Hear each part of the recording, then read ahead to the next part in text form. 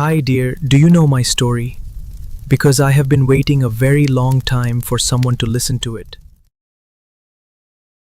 മനോഹരമായ ഭവനങ്ങളുടെയും കെട്ടിടങ്ങളുടെയും നിർമ്മാണ പ്രവർത്തനങ്ങളുടെ തുടക്കം മുതൽ ദർശന മുഖഭാഗത്തായി വഴിപോക്കർക്ക് വ്യക്തമായി കാണാൻ സാധിക്കുന്ന വിധം തൂക്കിയിടുന്ന തലയിൽ കൊമ്പും നീട്ടിയ നാവും ദ്രംഷ്ടയുമൊക്കെയുള്ള രാക്ഷസ ശിരസുകളെ ശ്രദ്ധിച്ചിട്ടുണ്ടോ? പഴയകാല ക്ഷേത്രങ്ങളുടെയും പുരാതന സ്ഥാപനങ്ങളുടെയും പ്രധാന കവാടങ്ങളിലും ഗോപുരങ്ങളിലും വാതിലുകളുടെ മുകൾ ഭാഗത്തും മറ്റും കാവലാൾ സങ്കല്പ അലങ്കാരമായി ശിലയിലും തടിയിലും മറ്റും കൊത്തിവെച്ചിട്ടുള്ള ഭീതിപ്പെടുത്തുന്ന കണ്ണുകളോട് കൂടിയ രാക്ഷസ ശിരസ് നിങ്ങൾ ശ്രദ്ധിച്ചിട്ടുണ്ടോ?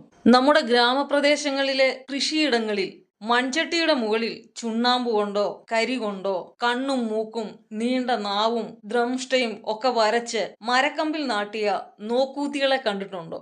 കേരളത്തിന് പുറത്തേക്ക് പോകുമ്പോൾ തമിഴ്നാട്, കർണാടക, ആന്ധ്ര തുടങ്ങി അങ്ങോട്ടുള്ള കെട്ടിടങ്ങളുടെ പ്രധാന ഭാഗം എന്ന നിലയിൽ തന്നെ കാണാവുന്ന രൂപമാണിത്. ഇപ്പോൾ ഇവയുടെ 10 രൂപയിൽ തുടങ്ങിയ വിലയിലുള്ള പ്ലാസ്റ്റിക്, തടി എന്നിവയിൽ നിർമ്മിച്ച ചെറു രൂപങ്ങൾ വ്യാപാര സ്ഥാപനങ്ങളുടെ എൻട്രൻസിലും ഓഫീസുകളിലും വാഹനങ്ങളിലും മറ്റും കെട്ടിത്തൂക്കിയിട്ട് കാണാറുണ്ട്.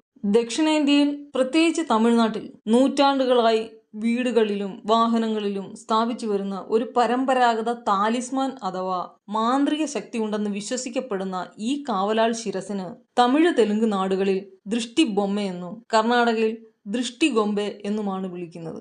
പുരാതന കാലം മുതൽക്കേ ദൃഷ്ടിദോഷത്തെക്കുറിച്ചുള്ള വിശ്വാസം ഭാരതീയ സംസ്കാരത്തിൽ നിലനിന്നിരുന്നു. ശത്രുതയോ അസൂയയോ നിറഞ്ഞ മനുഷ്യരുടെ നോട്ടം, ചിന്ത, സംസാരം, പ്രവൃത്തി തുടങ്ങിയ നെഗറ്റീവ് ഊർജകാരകങ്ങൾ മനോഹരമായ ഭൗതിക വസ്തുക്കൾക്കും വ്യാപാരങ്ങൾക്കും മനുഷ്യനും അവന്റെ നേട്ടങ്ങൾക്കും ദോഷം വരുത്തുമെന്ന് വിശ്വസിക്കപ്പെട്ടിരുന്നു.